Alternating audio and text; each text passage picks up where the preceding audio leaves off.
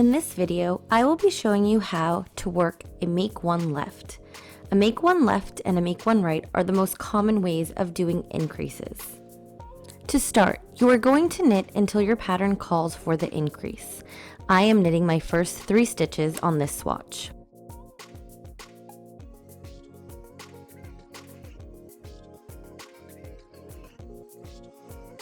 Once you have worked those stitches, you will make one left by inserting the needle on the left under the bar in between the stitches from front to back.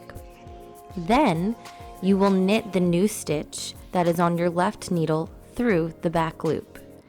Continue working in your pattern according to your instructions. Again, to make one left, you insert the left needle under the bar in between the stitches from front to back. Then you knit the new stitch that is on your left needle through the back loop.